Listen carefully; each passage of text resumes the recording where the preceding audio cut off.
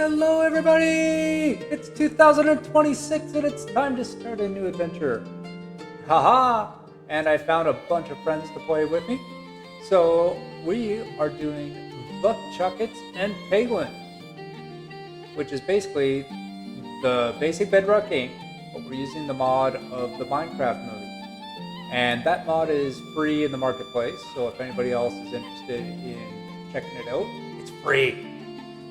And like every new world, you start with go punch some wood.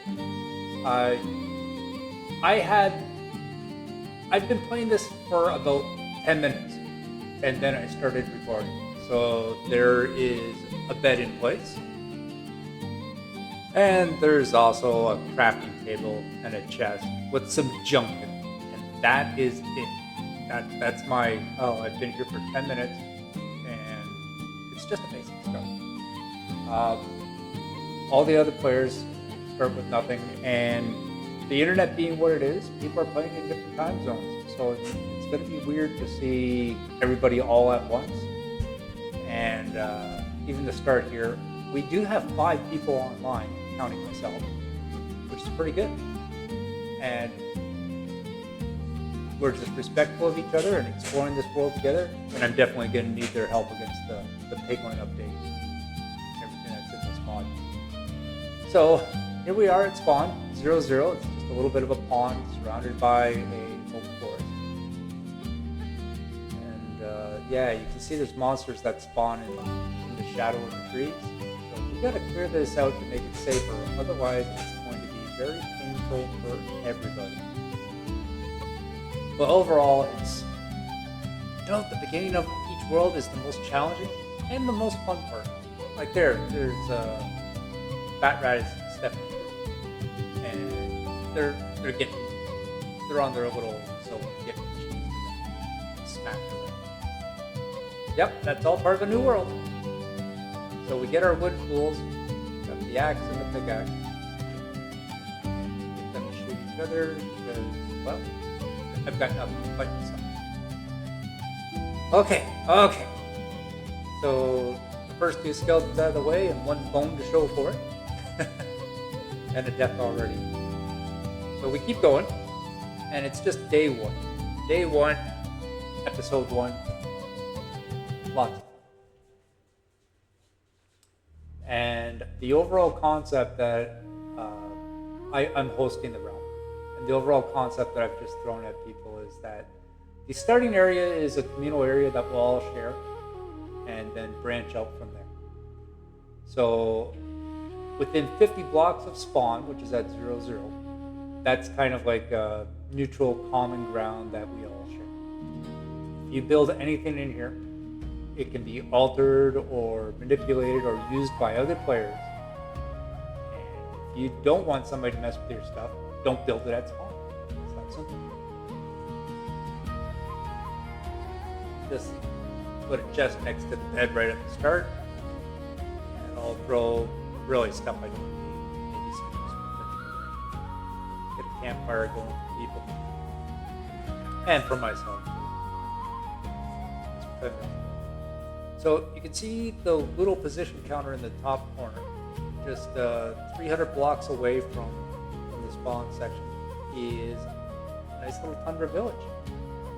And we're not at a point yet to start transporting villagers, but you can bet that we found some goodies in the chest. The wolf's helping out with the little food problem that everybody has to start with. And down below, you can see I've upgraded to stone tools. Ooh, stone tools. But hey, it makes everything faster. And the next upgrade after stone is going to be copper. What I'm there just yet.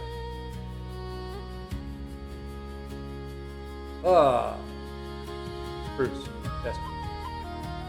Grab the sapling. Now, after taking all the goodies from the goodie chests, I didn't take them all because there are other people, but I took some goodies, putting this handy dandy blue bed in my hand. And anyway, distracted. I've got to pick an area for a starting area. So if 50 by 50 square, which is actually 100 by 100. It's 50 each direction. That center starting square is common. I've got to pick something close to it, but outside of it for a starting house. I think I'm just going to keep it simple and go to 50-50. I'll see what's there, and I'll just stake my claim and assume it's not terrible, like a big lava pool. Just start building that.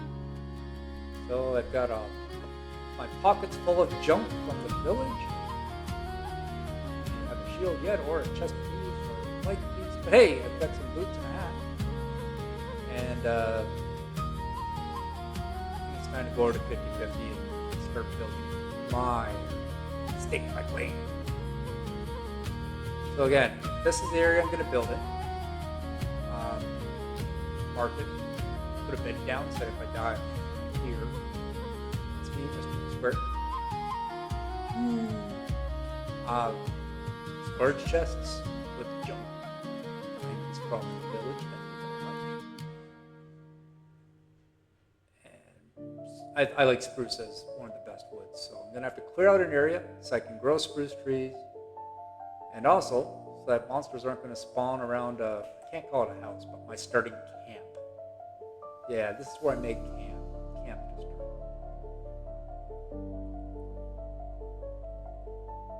And there's a whole lot of chopping, because every one of these trees is creating an area where monsters can show up. Time skip forward, and I've dug a bit of a hole and cleared out the trees around my camp. I can't even call it a house, it's my camp. And I made a little path, which will just take me to spawn. And this path will be a roadway. Cover it in half slabs so nothing can spawn on it. You see those little holes? Put a torch in each one. Because the light will go through partial blocks. So that torch underneath the half slab will still light up that area.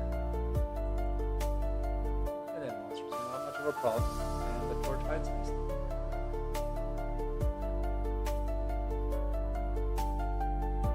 That's 50-50 there. The corner where that torch is.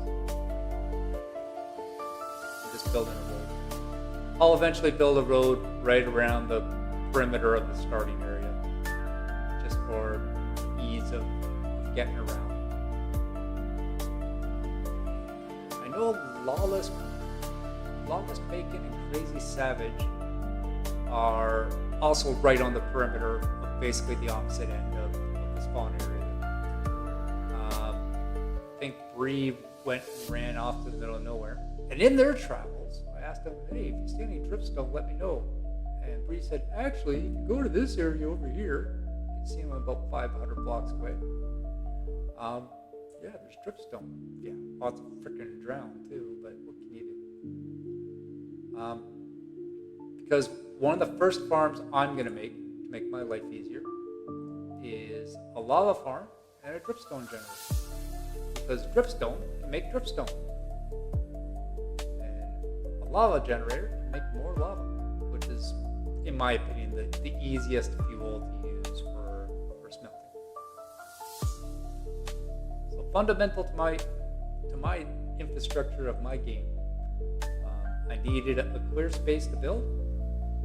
And now the dripstone's going to start me off with my first couple of farms that I use to get going. Really, it's the lava generator I want, but while we're at it, we might as well make a generator that makes more dripstone. So here's the lava generator. In my travels, I've scrounged enough iron to make a cauldron. And there was one lava block at spawn, which burnt the skeleton that was shooting me up earlier. And I had enough iron to also make a bucket. So I scooped up that lava. You can see it in my inventory bar. Got one bucket of lava. That's all the lava I have right now. But without traveling to find more, I'm just going to make my own lava generator. And that'll be my main fuel source for my smelting. Man, you do a lot of smelting in this game. And smelting also is cooking your food too. got potatoes growing off on the side. That's just pull some dirt and put a potato on the ground. That doesn't count as a farm, even though quite literally by definition. That's not a Minecraft. This lava generator, this is my first one. Legit designing something. Super simple.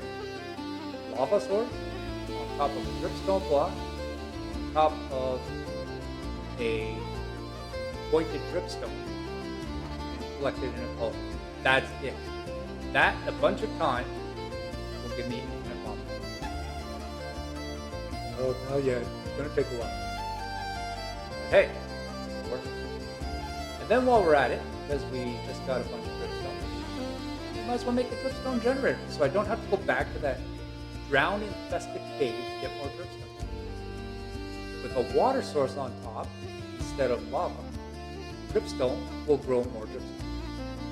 And it grows to like a 10 or 11 blocks of time.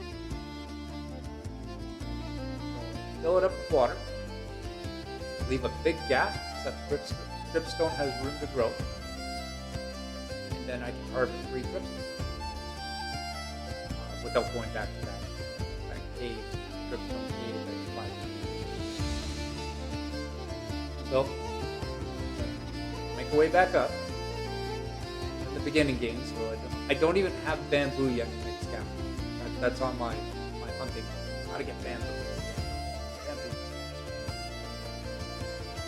Okay, so the dripstone will grow in 2 spots. It drips down from the top. The drips at the bottom can also make some. But first, I'm going to make each of those spots a water source.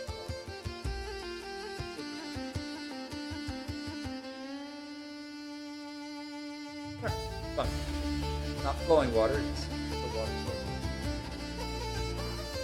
And I didn't have to use glass, but this way I clearly see what's going on. And this is all temporary, but it's just the starting stuff. The starting stuff to get you going.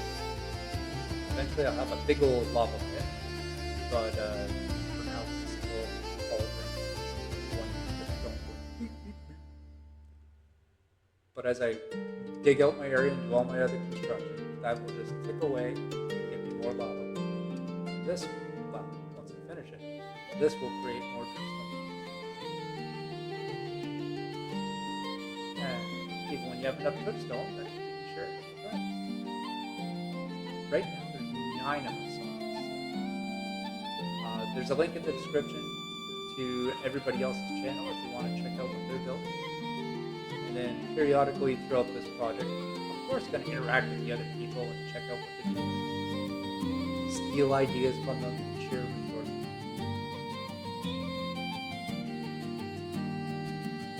So you can see my path is coming along on the outside. And I've got 2 farms done.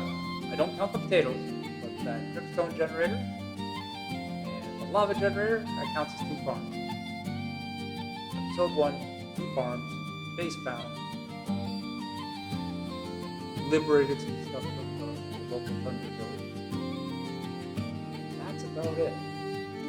Really exciting just to start a new project. And I just look forward to sharing this adventure with you and all the other players that are on.